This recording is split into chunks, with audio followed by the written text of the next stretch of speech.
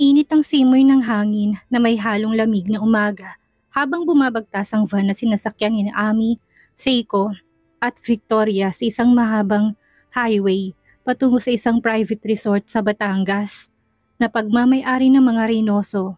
The window was rolled down and the scent of the sea, drawing near as they approached their destination, seemed to beckon rest and tranquility. Sa unahan ng van ang mga nobyo nila, si Kyoto na siyang nagmamaneho, si Seryo na nakaupo sa tabi nito habang si Victor ay tahimik lang habang nakasandal at pinagmamasdan ang tanawin. Paminsan-minsan siya ay sumisilip sa rearview mirror kung saan sumasalubong ang kanilang mga mata ni Victoria. Pagkarating nila sa resort, hindi na nag-aksaya ng oras ang grupo. Ipinahanda ang mga gamit at sa isang private cottage na may magandang view ng dagat. Nagpasya sina Ami, Seiko at Victoria na mag-unwind habang sina Kyoto, Seryo at Victor ay naglakad-lakad sa dalampasigan na para bang binibigyan sila ng space para makapag-girls talk. Sa maliit na gazebo na gawa sa kahoy at may palamuting bulaklak, doon naupo sina Ami, Seiko at Victoria. May dala silang pineapple juice at mixed fruits. Si Ami at Victoria naging magkaibigan na rin dahil na rin kay Seiko. Hindi nga lang to naka-attend sa trial ni Ami dahil ipinadala ito sa malayong probinsya para sa 3 months medical mission kasama si Victor. Ang sarap pala ng ganito, basag ni Seiko sa katahimikan. Yung malayo sa ingay, malayo sa city, parang ang gaan-gaan sa dibdib. Ngumiti naman si Ami at tumango. Yeah right, matagal ko na tong hindi nararamdaman. Parang ngayon lang ako huminga ulit ng maluwag. Napatingin si Victoria sa kanya sabay sabing. At parang ngayon ka rin namin nakitang ganito ka-peaceful, Ami. Dati lagi kang nag-worry, but now ang ganda mong tingnan. Parang ang aliwalas ng mukha mo. Bahagyang namula si Ami sa sinabi na yun ni Victoria. Siguro kasi, unti-unti ko nang natatanggap na dapat kong bitawan ang mga takot ko. Na dapat na ako mag-move forward. Nagtingin na sina Seiko at Victoria at sabay na nagngitian. Yan ang Ami na kilala namin, biro ni Seiko. Hindi yung Ami na laging iniisip ang bukas ng may kaba. Kasi alam mo bra, kung anong meron ka ngayon, yan ang dapat mong ingatan at pahalagahan. Like Kuya Kyoto, the way he loves you. That kind of love is rare. I'm not saying this because he's my brother but I know you feel it too as his girlfriend. Napangiti si Ami at napabuntong hininga. Alam ko bra, sobrang mahal ko siya. Hindi lang dahil sa ginawa niya para sa akin kundi dahil sa kung paano niya ako tinitingnan. Na parang buo ako, kahit pakiramdam ko minsan hindi. Lahat naman tayo may takot sa umpisa. Dagdag ni Victoria habang marahang nilalaro ang baso sa kanyang kamay. Ako nga hanggang ngayon hindi ko masabi kay Doc Victor na may feelings ako sa kanya. I'm really scared, scared that I might ruin our friendship or that he won't feel the same way I do. Ay nako, si Doc Victor na naman. Sabay-sabay na biro ng dalawa kay Victoria, sabay tawa. Ang tagal mo na yung iniisip, Victoria, sabi ni Seiko. Malay mo, matagal na rin siyang may feelings pero natatakot lang umamin. Kung si Seryo nga at ako, akala ko noon hindi na kami magkakabalikan. Pero tingnan mo ngayon, bumalik pa rin kami sa isa't isa matapos ang unos. Napangiti si Seiko habang binabanggit si Seryo. Kita sa mga mata niya ang pagmamahal at pagpapatawad na namutawi sa relasyon nilang muli nang lang binuo. Alam mo bra, patuloy ni Seiko habang hinahaplos ang braso ni Ami. Ang kasal, ang commitment, hindi yan tungkol sa kung handa ka ng hindi matakot. Kasi laging may takot.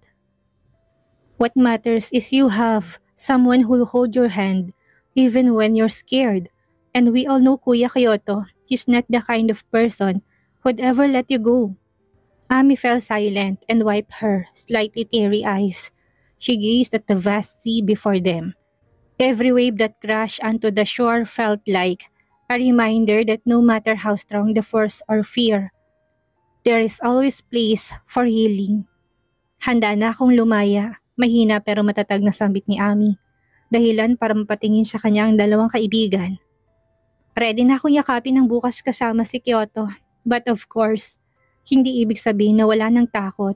Pero handa na akong harapin yun. Dahil alam kong hindi na ako mag-isa. The three of them look at one another, smiled at the same time, and shared a hug. In that moment, under the slowly setting sun, they knew that each of them had their own battles, their own dreams, but they held onto the same truth that at the end of fear and doubt, there is love that gives strength and hope. As the afternoon grew deeper and the sun slowly faded behind the mountain, the group of friends decided to rest by the shore. Ang mga lalaki, sina Kyoto, Seryo at Victor ay busy sa paghahanda ng bonfire. Nagtitipon ng mga tuyong kahoy at sanga habang nagbibiruan at tumatawa. Samantalang ang mga babae, sina Ami, Seiko at Victoria ay nag-aayos ng mga marshmallow, hotdog at ilang drinks na pagsasaluhan nila mamaya. Look at them, natatawang sabi ni Seiko habang tinitingnan si Seryo na seryoso sa pagsindi ng apoy. Para silang mga batang sabik sa camping, ngumiti si Ami at tumingin kay Kyoto na abala rin. Nakakatawa nga silang tignan nakakagaan sa panira. Tahimik lang si Victoria pero hindi maikakailang paminsan-minsan ay sumusulyap siya kay Victor. Bagamat mapagbiruto at laging nakangiti, nahihirapan naman si Victoria na basahin ng lalaki. Bakit pang hirap mong basahin Victor Dorantes? Bulong niya sa sarili. When the fire was finally lit and the bonfire blazed, they gathered around it, the warm glow of the flames cast shades of orange and red on their faces, reflecting the warmth of their friendship. Si Kyoto, marahang nilapit ang isang balabal sa balikat ni Ami. Baka ginawin ka, bulong niya habang hinahaplos ang buhok ng dalaga. Napangiti si Ami at sandaling sumandal sa balikat ng nobyo, habang ang puso niya'y malakas na tumitibok para sa lalaking mahal. Si Seryo naman ay walang pakialam sa paligid, yakap-yakap si Seiko habang magkasalo silang kumakain ng inihaw na hotdog. I thought I'd never be able to hold you like this again. Mahina ngunit malinaw ang bulong niya kay Seiko. Seiko held onto her husband's hand, feeling the depth of a love, rebuilt despite all the storms they had been through. Meanwhile, Victoria and Victor sat side by side, but with just the right distance enough to say they were friends, yet leaving a space filled with the tension only the two of them could feel. Paminsan-minsan magtatamang kanilang mga mata at agad silang mag-aalis ng tingin. Si Victor tila gustong magsalita pero pinipigilan ng sarili. Si Victoria abala sa pag-iikot ng marshmallow sa stick. Pero sa totoo lang, busy ang isip sa bawat kilos ni Victor. Ang tahimik mo, Doc Victoria, biro ni Seryo na ikinisimangot ni Victoria sabay tawa. Nag-iisip ka na naman ba ng medical term para sa bonfire? Naku bro, sagot ni Victor. Baka mamaya i-diagnose na niya tayo lahat. Sabay kindat kay Victoria. Nangingiti rin si Victoria, pilit tinatago ang pamumula ng pisngi. Masaya lang akong kasama kayong lahat, sagot ni Victoria. As the night grew deeper and the fire burned stronger, the group's conversation became livelier. They looked back on the times filled with trials, ang kasong hinaharap ni Ami, ang unos na dinadaanan ni Seryo at Seiko at ang mga araw na halos sumuko sila pero piniling lumaban pa. Alam mo ba, ani Kyoto habang tinitingnan si Ami, kung may natutunan ako sa lahat ng ito, yun ay kung gaano kahalaga ang bawat araw kapag kasama mo, ang taong mahal mo. Bawat araw talaga ay parang isang regalo. Tumangon naman si Seryo. Tama yan pare, kaya para sa akin, bawat araw nakasama ko si Seiko. At ang anak namin ay parang mahalagang pagkakataon para bumawi sa mga pagkakamali ko noon. Tahimik lang si Victor, ngunit sa loob niya, hindi may tatanggi ang pagnanais na sana maranasan din niyang ganitong klase ng pagmamahal. Kung kaya lang niyang harapin ang tunay na nararamdaman ng kanyang puso para kay Victoria. Sa totoo lang, dugtong ni Ami na medyo emotional. Hindi ko alam kung paano ko nalagpasan ang lahat kung wala kayong lahat. At lalong-lalo na sa'yo, Kyoto. Salamat sa hindi pagsuko. Lumapit si Kyoto, marahang hinawakan ng kamay ng nobya at hinalikan ito. At salamat sa'yo sa pagbibigay sa akin ng pagkakataong mahalin ka. Habang unti-unti nang humuhupa ang usapan at ang apoy, ay patuloy na nagbibigay ng init sa paligid. Biglang tumayo si Victor at tumikim na para bang mag-aanunsyo. Mga pare, ang seryoso nyo na naman. Ano to? Kampo ng pagninilay? Biro niya sa mga kaibigan. Pwede bang maglaro naman tayo bago tayo antukin dyan? Napatawa ang grupo, lalo na si Seiko na kaagad na nagtanong. O ano na naman ang naiisip mo, Doc? Simple lang, sagot ni Victor na parang may binabalak. Maglaro tayo ng classic, truth or dare. pero walang atrasan ha. Lahat sasali. Victor naman, sabat ni Kyoto na napailing pero may ngiti sa labi habang yakap si Ami. Hindi na tayo high school. Kaya nga, sagot ni Victor na humalakhak. Kaya mas masaya. Wala nang imaheng iniingatan. Napatawa si Victoria, bahagyang nangingiti habang naguguluhan kung paano niya harapin ang alam niyang kakulitang mangyayari. Victor, sigurado ka ba dito? Siyempre. Okay, sige. Ako nang mauna para walang angal. Seiko, truth or dare? Tanong ni Victor habang pasimple nag-aayos ng upo sa tabi ni Victoria na parang sinadya niyang mapalapit pa ng konti. Truth, sagot ni Seiko sabay tingin kay Seryo na tila may kaba. Kunwari nag-isip ng itatanong si Victor. Okay, diretso na. Kailan ang huling best na nagselos ka kay Seryo? Napahagalpak ng tawa ang grupo habang si Seiko ay napahiyang napatawa na rin. Kanina lang nung napating siya sa waitress sa dining area bago tayo umalis. Tsk, biro ni Victor. Seryo pare, mag-ingat ka dyan. Napailing lang si Seryo pero may ngiting tagilid. Huwag kang mag-alala pare, baka ikaw ang susunod na tanungin ni Seiko mamaya. Nagpatuloy ang laro, nagkakatuwaan at si Victor ang laging pasimuno ng tuksuhan, lalo na kay Victoria. Okay Victoria, ani Victor habang nakatingin ng diretso sa mga mata ng dalaga. Truth or dare? Napanganga si Victoria at sandaling napatitig sa kanya bago umiwas ng tingin. Truth? Okay, sabi ni Victor at ngumiti ng maloko. Kung kailangan mong pumili ngayon, sino sa mga lalaki dito ang gusto mong makasama sa bonfire date na mag-isa? Nagkantsawan ng grupo at si Victoria ay napapikit na lang habang tumatawa at namumula ang pisngi. Doc Victor naman, protesta niya. Sagutin mong tanong. Sabay-sabay na sigaw ni Seiko at Ami. Natatawa rin. Tahimik sandali si Victoria saka mahina pero malinaw na sabing, Pass. Mas lalong natawa ang grupo at si Victor. Kunwaring nagtatampo. Ay, pass daw. Sige next time, dare na kaagad ha? Ang tawa at panunukso ng grupo ay nagpatuloy sa paligid ng bonfire. Ang mga apoy ay parang gumawa ng sariling mundo. Isang mundo na malayo sa kaguluhan at kalungkutan, kung saan ang init ng gabi at ang mga bulong ng hangin lamang ang saksi. Muling pinapaikot ang bote at huminto ito kay Seryo. Truth or dare? Tanong ni Seiko na may ibig sabihin. Dare, sagot ni Seryo tuwid ang upo pero naglalarong ngiti sa labi. Okay, sabi ni Seiko, tumayo at nagabot ng marshmallow sa stick. Ilagay mo to sa bonfire at sabay sumigaw ka ng, Mahal ko sa Seiko, sa harap ng lahat. Nagtawanan ng lahat pero si Seryo walang pag-atubili. Mabilis siyang tumayo at ginawa ito. Mahal ko sa Seiko, sigaw niya habang tinaas ang stick na may natutunaw ng marshmallow. Nagpalakpakan at nagsigawan ng barkada. Sa hiyay na payakap na lang si Seiko sa asawa habang pulang-pula ang pisngi. Bakit? Hindi ba ikaw ang nagutos nun? Bakit nahihiya ka? Pabirong bulong ni Seryo sa asawa. Tumahimik ka? Nakangusong sagot ni Seiko na pulang-pula pa rin ang pisngi. Ilang ikot pa at tumigil ang bote kay Ami.